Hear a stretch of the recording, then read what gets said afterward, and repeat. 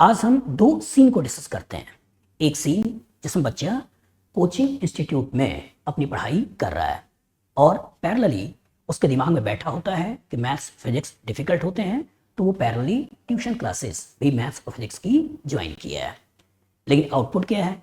Output ये है कि कोचिंग में उसके नंबर नहीं आते हैं। और जब कोचिंग में नंबर नहीं आते हैं तो मैथ्स में नंबर आ रहे होते हैं लगभग उसके 30 आउट ऑफ 100। ठीक है, फिजिक्स में आपके नंबर आ रहे होते हैं 35, हद हो गया तो 40। इवन वो ट्यूशन पढ़ भी रहा होता है और पूरा टाइम मैथ फिजिक्स को भी दे रहा होता है। कोटा में तो कुछ ऐसे भी टीचर्स हैं, ठीक है, जिन्होंने सुबह अगर बच्चा बड़े इंस्टीट्यूट में पढ़ाई कर रहा है 2-2:30 बजे तक वहां पे रहता है तो ये 3:30 बजे बुला लेते हैं और 3:30 बजे से 9-9 बजे तक वो केवल और मैथ फिजिक्स ही पढ़ाने में लगे हुए हैं।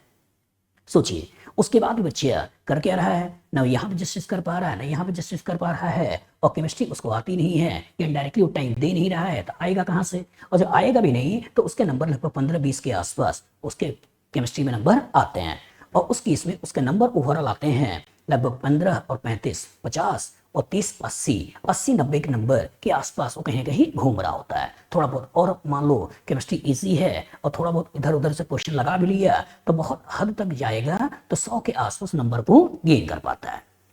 सीन टू में अगर बच्चा कोचिंग में पढ़ाई कर रहा है और पैरेलली अगर ट्यूशन केमिस्ट्री की करता है, इसमें होगा क्या?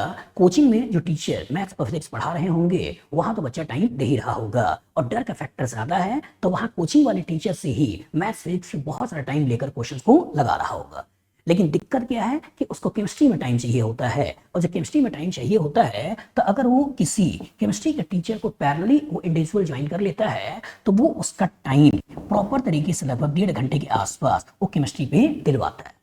और जो केमिस्ट्री पे प्रॉपर उसको टाइम दिलवाता है उसे होता क्या है कि केमिस्ट्री में इसका नंबर 100 में लगभग 70-75 के आसपास आ जाते हैं और मैथ्स फिजिक्स में चूंकि उसके नंबर मैथ्स में 30 के आसपास आ रहे होते हैं तो 30 भी अगर मान लेते हैं कि 30 नंबर के आसपास वो बिना फिजिक्स के मैथ्स के ट्यूशन पढ़े वो मैथ्स में ला रहा है और लगभग 35 के आसपास ही नंबर वो ये फिजिक्स में भी ला रहा है। इन्हीं टीचर्स की हेल्प लेकर अगर वो पढ़ाई कर रहा होता है तो इस नंबर को अगर जोड़ा जाए तो ये आता है लगभग 135 नंबर के आसपास। तो सीन 1 में उसकी कहानी है कि लगभग 80 के आसपास आ रहे हैं और सीन 2 की कहानी है लगभग वहां पे 135 के आसपास आ रहा होता है। तो जब 135 के आसपास का नंबर आ रहे होते हैं और 300 नंबर का डाटा अगर उसको छूना होता है तो नॉर्मल बच्चों के लिए एक कॉन्फिडेंस बढ़ाता है कि 135 140 150 170 200 में भी जा सकता है। लेकिन जब यहाँ पे उसके नंबर केवल 80 के आसपास आ रहे होते हैं तो हर लेवल का उसका कॉन्फिडेंस गिराता है।